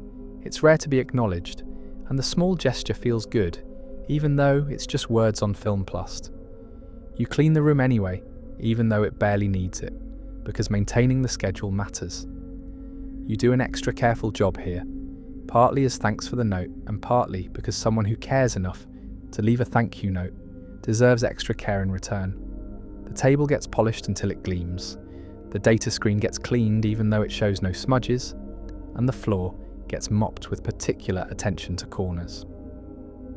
The meeting room circuit has taken 97 minutes total, averaging just over 8 minutes per room. You log the completion and move on to your next assignment, carrying with you the small satisfaction of that thank you note and the knowledge that at least one person on this massive station recognizes that your work matters. 3 hours remain in your shift, and your cleaning cart is showing the wear of a busy night. The waste collection bin is nearly full, requiring a trip to the nearest waste processing centre. Several of your supply bottles are running low, needing refills from the main supply room. And the mop head, after cleaning perhaps 3 kilometres of floor, is looking distinctly worse for wear and should probably be replaced. The nearest waste processing centre is in Sector 7F, a 10-minute walk with your cart. The processing centres are standardised across the station, large rooms with multiple disposal chutes, each one labelled for different types of waste. Regular trash goes down the general waste chute for incineration. Recyclable materials, metal, plastic, glass, go down dedicated chutes that route to materials recovery. Hazardous waste goes down the red-marked chute that leads to special containment. The processing centre is quiet at this hour, with only one other maintenance worker present, a night shift custodian like yourself, also emptying his cart's waste bins. You exchange nods, the universal greeting of workers who share similar duties but don't actually know each other. You sort your waste carefully, even though it's tempting to just dump everything down the general chute. The metal shavings you swept up earlier go down the metal recycling chute. The broken power cell goes down the hazardous waste chute, along with some chemical-soaked cloths that shouldn't be incinerated with regular trash. Everything else goes down the general waste chute, producing a distant rumbling sound as it falls through the station's internal waste systems. With your waste bin empty, you turn to the supply room, located conveniently adjacent to the processing centre. The supply room requires authorization. You press your palm to the entry scanner, which confirms your clearance and logs your entry for inventory tracking purposes. The supply room is a testament to imperial organisational efficiency. Rows of shelves containing every cleaning supply a maintenance worker might need, all clearly labelled, all properly stocked. Barcodes on each item integrate with the station's inventory management system, automatically tracking what's used and triggering reorders when supplies run low. You wheel your cart to the liquid supply station, where large tanks of concentrated cleaning solutions can be dispensed into smaller bottles. The all-purpose cleaner tank is nearly full, and you top off your bottles while checking that you have the right mixture ratio. The display confirms that the dispensed solution is diluted to proper concentration for general use. The glass cleaner and degreaser bottles get refilled next. The furniture polish is still nearly full. You don't use much of it except for specific deep cleaning tasks, so you leave that bottle as is. The screen cleaner is running low, so you replace the entire bottle with a fresh one from the supply shelf. The microfiber cloths you've been using are dirty now, showing the accumulated grime of a night's work. You deposit them in the designated laundry bin. They'll be washed and sanitized, then returned to the supply room for reuse. Fresh cloths from the clean stack replace them in your cart's storage compartment. The mop head definitely needs replacing. The current one is frayed and discolored, no longer able to absorb water efficiently or clean effectively. You unclip it from the mop handle and discard it in the textile waste bin. Then select a fresh mop head from the supply shelf. The new one is stiff and clean, smelling faintly of industrial sanitizer, and it clips into place with a satisfying click. Trash bags are next. You've used about 20 bags so far tonight and should probably take another 20 to ensure you don't run out before the shift ends. The bags are stored in boxes of 50, and you grab a half box, tucking it into your cart's storage area. The inventory system chimes softly as you work, automatically scanning the barcodes on items you've taken and updating your personal usage record. At the end of the month, these records get compiled into reports that someone in supply chain management probably reviews to track trends and predict future needs. You've never seen these reports, but you know they exist because the Empire is meticulous about data collection. With your cart fully resupplied, you're ready to continue the night's work. The cart feels noticeably heavier with fresh supplies and empty waste bins, and the powered assist motor works slightly harder to maintain easy rolling. You check the power level, still at 73%, plenty for the remaining hours of the shift. Before leaving the supply room, you take a moment to check your personal locker, located in a side room adjacent to the main supply area. Your locker contains backup items that you keep on hand but don't carry in your cart. Extra work gloves, a spare toolkit, a complete change of work clothes in case something gets ruined during the shift. Everything looks fine. Nothing has been disturbed. All your backup supplies are present. You make a mental note to bring in a new pair of work boots next shift. Your current ones are starting to show wear, and it's better to replace them before they actually fail. The supply room exit requires scanning out, just as entry required scanning in. The system logs your departure and catalogues everything you took, maintaining the chain of accountability that the Empire requires. For all supply usage, you guide your cart back into the corridor, fully stocked and ready for the remaining hours of work. Your comlink chirps with a message from Central Maintenance. Sanitation Tech Jensen Rake, be advised. Early shift change requested by incoming day shift worker. If you can complete current assignments by 03:30, you may clock out early with supervisor approval. You check the time, 02:41 standard. That gives you 49 minutes to complete your remaining assignments. Your schedule shows 3 tasks remaining: a section of corridor in Sector 7J, the crew bathroom facility in Level 89, and the final cleaning of Maintenance Bay 47 before shift change. Under normal circumstances, those tasks would take until 4 hours, but if you work efficiently and skip breaks, you could probably finish by 3:30. You consider briefly. Leaving 19 minutes early sounds appealing. You're tired, your feet hurt, and going home sooner would be nice, but you're not desperate to leave, and working faster might mean cutting corners that you're not comfortable with. You decide to just work at your normal pace and accept that you'll probably finish close to 03:30 anyway, without needing to rush.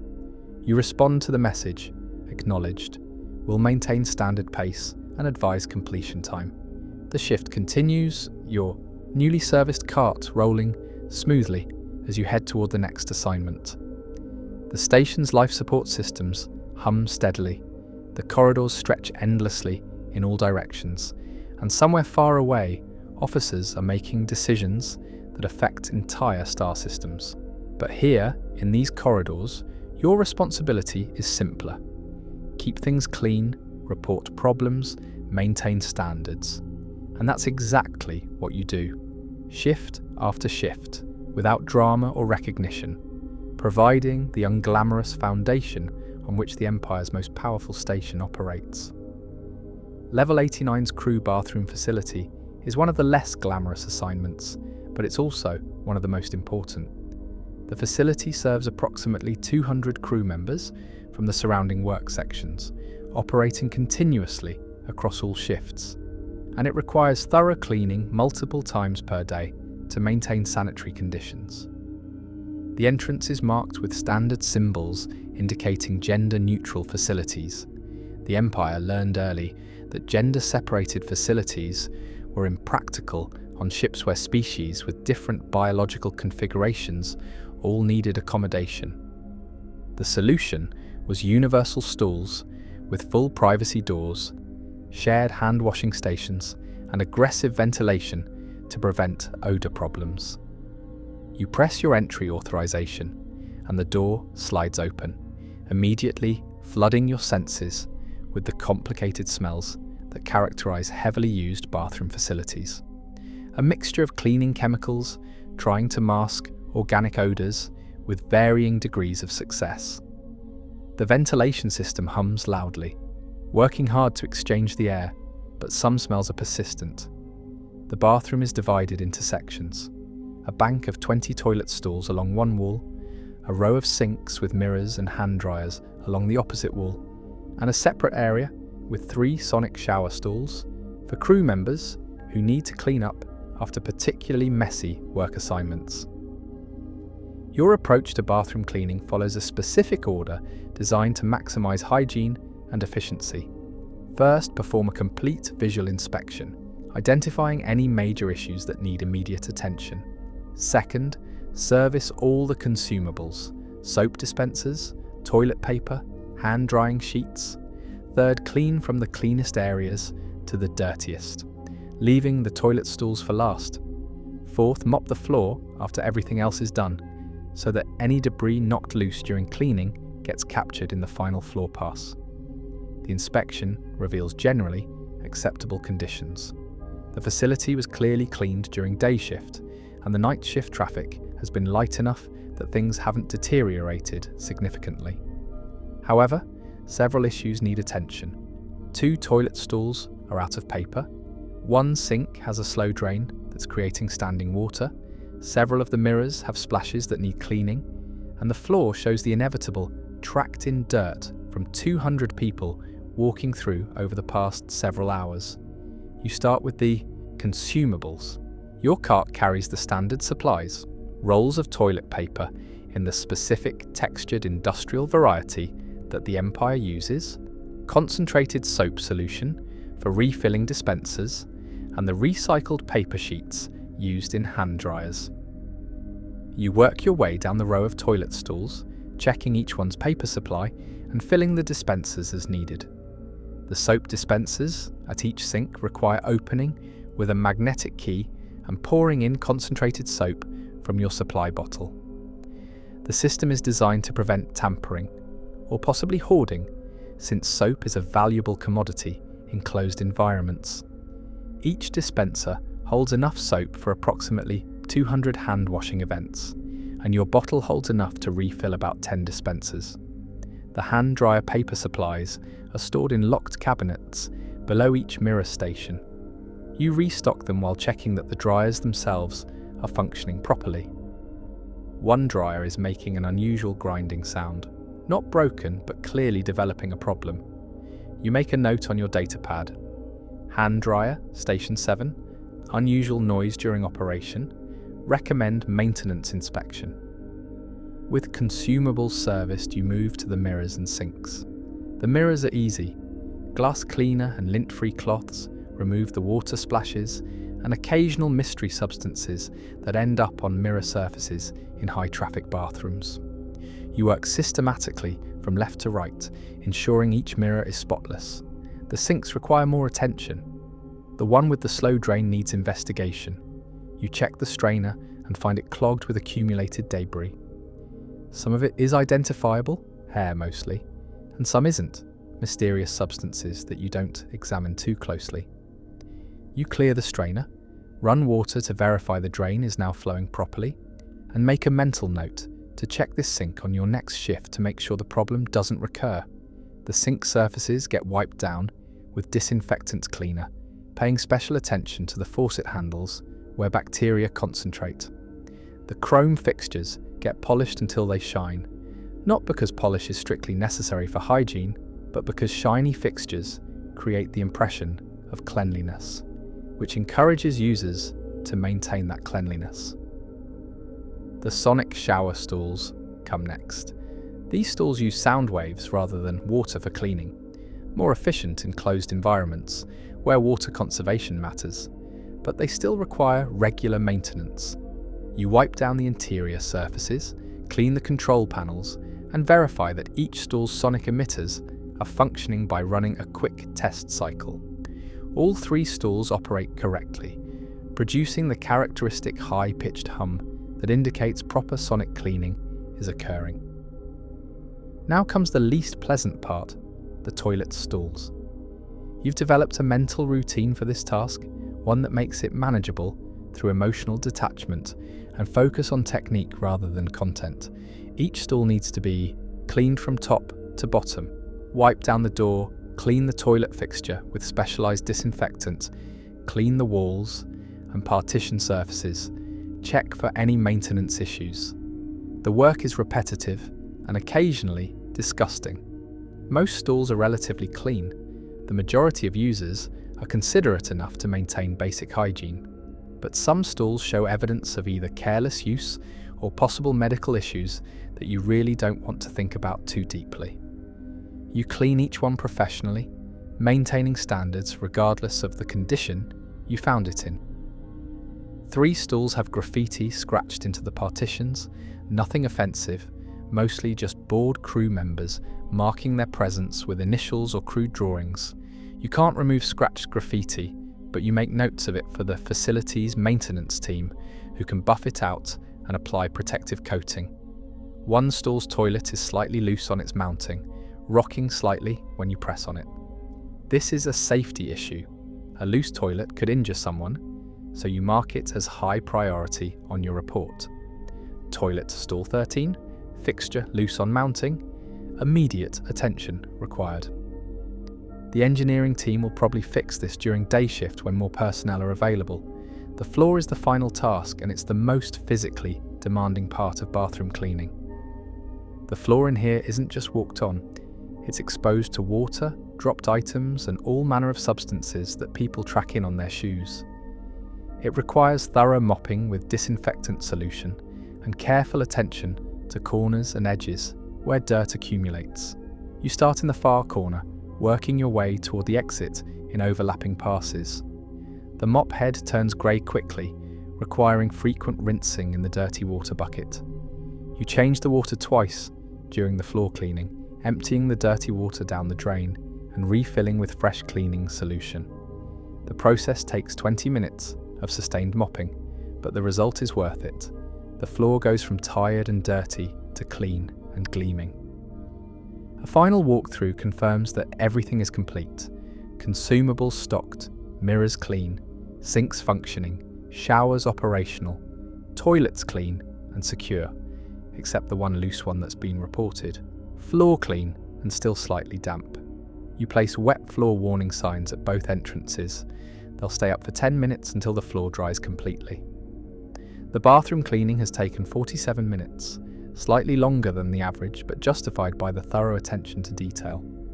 You log the completion and note all the maintenance issues you identified. The crew members who use this facility probably won't notice that it's been cleaned. They'll just have a marginally more pleasant experience because everything works, everything is stocked, and everything is sanitary. As you guide your cart back into the corridor, you take a deep breath of the regular corridor air, appreciating its relative cleanness after 47 minutes in the bathroom's chemical and organic atmosphere. This is part of the job, the less pleasant part, but it's essential. Sanitation isn't just about appearance, it's about health, safety, and maintaining livable conditions in an artificial environment where nature's usual cleaning processes don't apply. Your comlink shows the time, 03 to 18. One more assignment remains before shift end, returning to Maintenance Bay 47 and preparing your cart and workspace for the incoming day shift worker. You're in the final stretch now, the last portion of a long night's work, and the proximity of completion makes the remaining time feel both longer and shorter simultaneously. The corridor leading back to Maintenance Bay 47 takes you through sections you cleaned earlier in the shift, and you can see the evidence of your work. Floors that gleam slightly under the overhead lights, waste receptacles with fresh liner bags, a general sense of order and cleanliness that wasn't present before your shift began. You also see evidence of the continuing life of the station. New scuff marks on floors you cleaned hours ago, a few pieces of trash near receptacles tossed and missed presumably, and the general light disorder that accumulates whenever humans occupy a space. This doesn't discourage you, it's simply reality. Cleaning is never finished. It's a continuous process of maintaining acceptable standards against constant entropy. The bay door opens as you approach, the biometric scanner recognizing your palm print. Inside, the day shift is beginning to arrive. 3 other sanitation technicians preparing their carts, checking supplies, and reviewing their daily assignments. TK447 is still at his desk. His shift overlaps with both the end of night and the beginning of day, providing continuity. "Evening, Jensen," he greets you, the helmet speakers making his voice sound slightly metallic. "How was the shift?" "Routine," you reply, guiding cart 7G17 toward its charging bay. "All assignments completed, few maintenance issues reported, nothing unusual. The bathroom on level 89 has a loose toilet that needs immediate attention. I marked it high priority." "Got it," TK447 confirms, making a note on his datapad. "I'll flag it for the day maintenance team. Anything else I should know about?" You review your mental notes. Some equipment indicators in the technical spaces that should probably be checked by engineering. Few lighting panels that are dimming and should be scheduled for replacement. And someone left a plant in conference room 7H206. Not a problem, just something I noticed. TK447 nods, or at least the helmet moves in a way that suggests nodding. "Good catch on the lights. We've been tracking bulb replacement schedules and trying to optimize them. Your reports help with that." You appreciate the acknowledgement, even though you don't say so. Instead, you focus on the end of shift procedures, returning cart 7G17 to proper condition for the next user, completing paperwork, and preparing to clock out. The cart requires several steps to properly secure. First, empty any remaining waste into the processing system. You have maybe a quarter-full bag of accumulated trash from the shift's later assignments. Second, return unused supplies to the supply room, or if quantities are small, leave them properly stored in the cart for the next shift. Third, clean the cart itself, because maintenance equipment requires maintenance too. The cart's exterior gets wiped down with a damp cloth, removing the accumulated dust and grime from 8 hours of rolling through corridors. The wheels get checked for debris. You find a small piece of wire wrapped around one wheel axle and remove it. The mop bucket gets emptied and rinsed thoroughly, leaving it clean and ready for the next user. The mop head you installed earlier in the shift is still in good condition, so you leave it attached. The broom gets a quick cleaning, sweeping out the bristles to remove accumulated dust. All the cleaning solution bottles get checked and secured in their proper storage compartments. The power cable gets plugged into the charging station, and the indicator light confirms that charging has begun.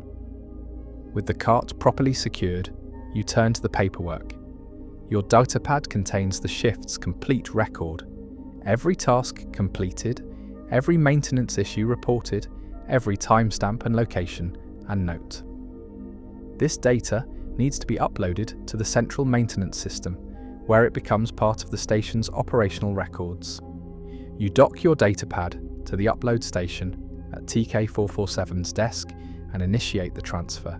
The system takes about 30 seconds to process, verifying that all required fields are complete and all reports are properly formatted. The screen confirms successful upload, and you undock your datapad.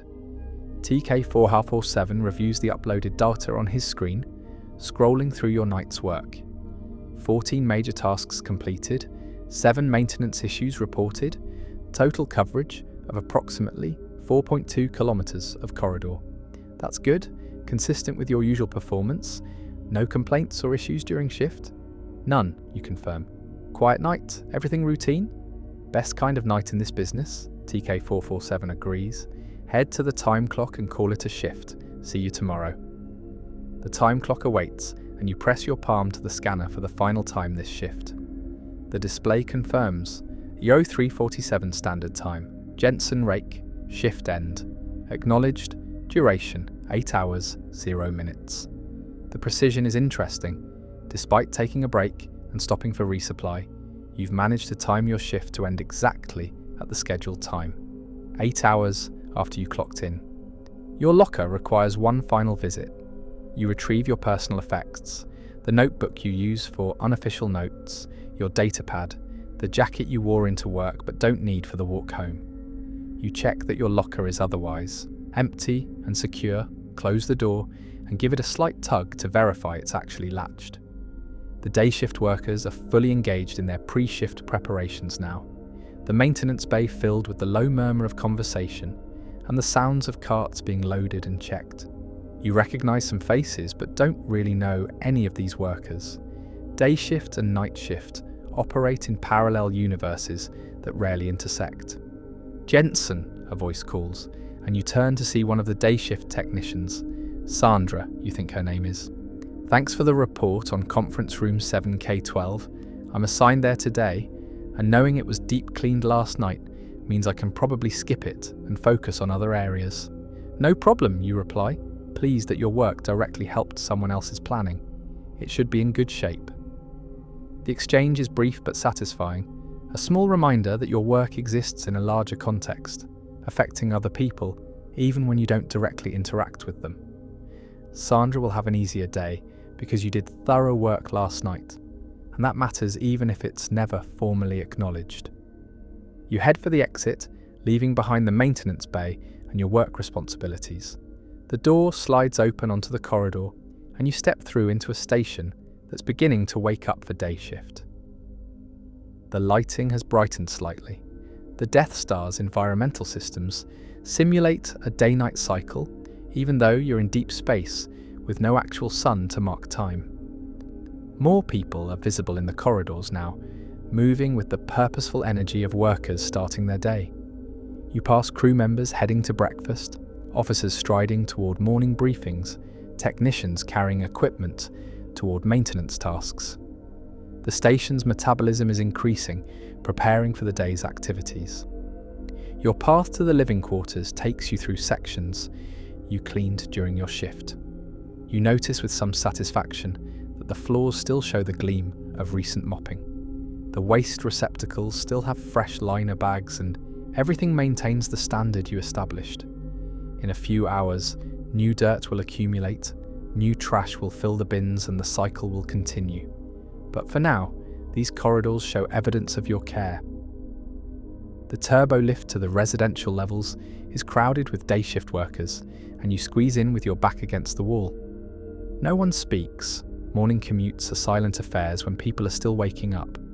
But there's a general sense of shared purpose, everyone heading somewhere to do something that contributes to the station's operation. The residential level is quieter than the work areas, with wider corridors and doors leading to individual quarters rather than workspaces. Your apartment is in section R47, a modest but adequate space that you've called home for 2 years. The door recognizes your palm print and slides open, revealing the familiar interior. The apartment is small, one main room that serves as combined living and sleeping space, a tiny bathroom, and a kitchenette barely large enough to prepare simple meals. But it's clean, it's private, and it's yours. After 8 hours of cleaning communal spaces, having your own personal space feels particularly valuable. You drop your jacket on the chair near the door and head directly to the bathroom. The sonic shower, similar to the ones you cleaned in the crew facility, takes 3 minutes to complete its cycle, removing the accumulated sweat and grime of the shift. The sonic waves feel faintly tingly against your skin, not unpleasant, and you emerge feeling physically cleaner, if not quite refreshed. Clean clothes feel good against clean skin. You pull on the comfortable basics you wear for sleeping, soft synthetic fabric pants and a loose shirt, both designed for maximum comfort rather than appearance. Your work clothes go into the cleaning bin. You'll drop them at the laundry service tomorrow before your shift. Food should probably happen, but you're more tired than hungry. You heat a pre-prepared meal from your food storage unit, something that claims to be simulated roast with vegetable blend, but which tastes mostly of salt and protein. You eat it standing at the kitchenette counter, consuming calories because your body needs them, rather than because you're enjoying the experience. The meal finished, you finally allow yourself to collapse onto your bed. The mattress is standard issue Imperial furniture, not particularly comfortable, but adequate for its purpose. You set your alarm for 14 here. That will give you 9 hours of sleep, enough to feel recovered before tonight's shift begins again at 20 hours. But sleep doesn't come immediately, despite your exhaustion. Your mind replays the shift, reviewing tasks completed and maintenance issues reported, second-guessing decisions and wondering if you should have done things differently. This is normal. Your mind needs time to decompress, to transition from work mode to rest mode. You think about the thank you note in the conference room, about TK447's acknowledgement of your consistent performance, about Sandra's appreciation for your detailed cleaning report. These small recognitions matter more than they probably should. Small validations that your work has value beyond just fulfilling assigned duties. You think about the Death Star itself, this massive construct of metal and power, and your tiny role in keeping it functioning. Somewhere, officers are making strategic decisions that might affect entire worlds. Somewhere, engineers are maintaining weapon systems powerful enough to destroy planets. And somewhere, a sanitation technician just finished an 8-hour shift, making sure the floors are clean and the trash is emptied. All of it matters. All of it is necessary. The Death Star doesn't function without the officers and engineers, but it also doesn't function without the custodial staff, the food, service workers, the maintenance technicians, and all the other unglamorous support personnel who keep the infrastructure operational. Your eyelids are finally growing heavy, your thoughts becoming less coherent as sleep approaches. The background hum of the station systems, always present, always the same, becomes almost comforting in its constancy. You're safe here, in this small space that's yours, temporarily released from responsibilities until your alarm signals the start of a new shift. The alarm's soft chime will sound in 9 hours, pulling you back to consciousness and to another night of cleaning corridors and maintaining standards. But that's 9 hours away, a distant future that doesn't concern you now.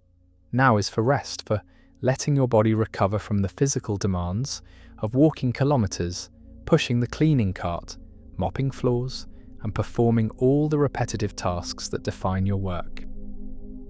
Your muscles are already relaxing, the tension of the shift slowly draining away as you sink deeper into the mattress. The ache in your feet is fading into general numbness. Your back, which complained quietly through the last hours of the shift, is finding a position that doesn't hurt. Your mind is finally releasing its grip on work concerns, letting them drift away into the background. You may rest now. The Death Star will continue its operations without your active participation. The corridors will accumulate new dirt and new trash, and other shifts will handle the maintenance needs that arise during your sleep period. Your responsibilities are fulfilled, your work is complete, and the next 8 hours are yours to spend in recovery. May your dreams be as ordered as the supply room, as clean as a freshly mopped corridor, as organized as the maintenance schedule that structures your shifts. May you rest deeply and wake refreshed, ready to guide your cart through the station's endless passages once again. In a space station the size of a small moon, where weapons powerful enough to destroy worlds exist alongside mundane infrastructure that requires constant care, someone must mop the floors, someone must empty the trash receptacles, someone must notice the loose wall panel, the dimming light fixture, the chemical smell that shouldn't be there. And sometimes during the night shifts when most of the station sleeps, that someone is you, but not now. Now is for rest. Sleep now, sanitation technician. Let the memories of the shift fade into comfortable rest. The squeak of cartwheels on Duraplast, the satisfying click of a fresh mop head snapping into place, the quiet pride of seeing a corridor cleaned to proper standards.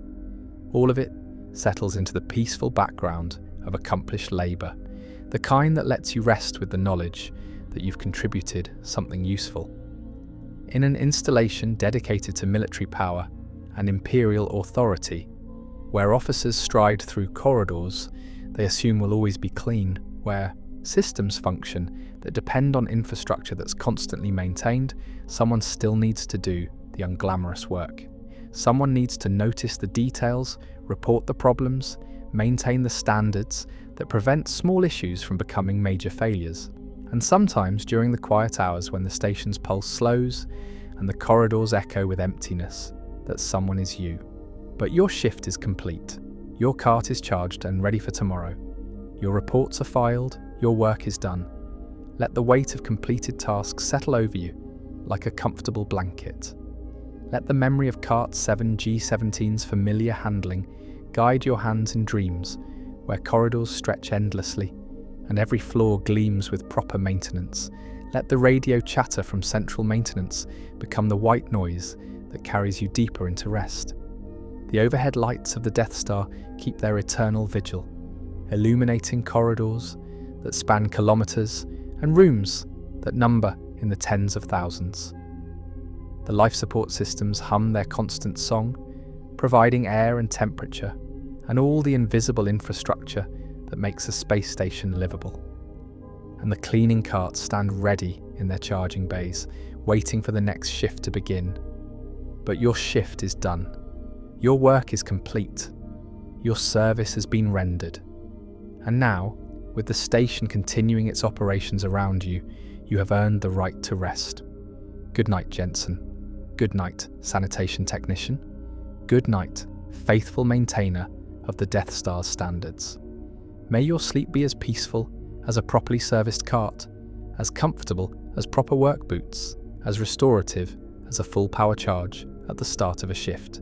Sleep well and dream of ordinary work in extraordinary places, of simple service in military installations, of the satisfaction that comes from doing your job well in an environment where attention to detail prevents larger problems from developing. The shift is over. The night is complete. Rest now, and let the Death Star maintain its watch over the galaxy while you maintain your watch over your own recovery. Good night. The station continues. Somewhere in Sector 7IG, a lieutenant commander walks down a corridor you mopped 5 hours ago, not noticing that it's clean, because clean corridors are what he expects, and therefore don't register consciously. Somewhere in conference room 7K12, a morning meeting begins at a gleaming table that shows no evidence of yesterday's intensive use. Somewhere in the technical spaces, an engineer notices the red indicator light you photographed and reported, and schedules maintenance that will prevent a larger system failure. Somewhere in the Level 89 bathroom facility, a crew member uses a stall with fresh toilet paper and a clean fixture, experiencing marginally greater comfort because you serviced that facility properly. None of these people think about you. They don't know your name, probably wouldn't recognize you if you passed them in a corridor, and couldn't describe what you do beyond something with cleaning. This is exactly as it should be. Your work is invisible when done correctly, noticed only when it fails to happen. But the station functions because you and hundreds like you perform unglamorous work with professional consistency. The Death Star is not just a weapon, it's also a habitat for thousands of people, and maintaining that habitat requires constant attention to details that most people never consider. Tomorrow, or rather, tonight, when your next shift begins, you'll return to Maintenance Bay 47, retrieve Cart 7G17 from its charging bay, and begin another cycle of walking corridors, cleaning rooms, and maintaining standards. The work will be essentially identical to tonight's work, and to last night's work, and to every night's work for the past 2 years. And that's fine. That's the job. That's what you signed up for when you joined the Imperial workforce as a sanitation technician. Not glory, not recognition, not advancement to positions of authority, just steady work, adequate pay, and the quiet satisfaction of maintaining standards in an environment that would quickly deteriorate without your consistent attention. Sleep now. The station will be there when you wake. The corridors will need cleaning again. The trash receptacles will need emptying. And Cart 7G17 will be waiting in its charging bay, ready for another shift of service. Your work is important, even if it's invisible.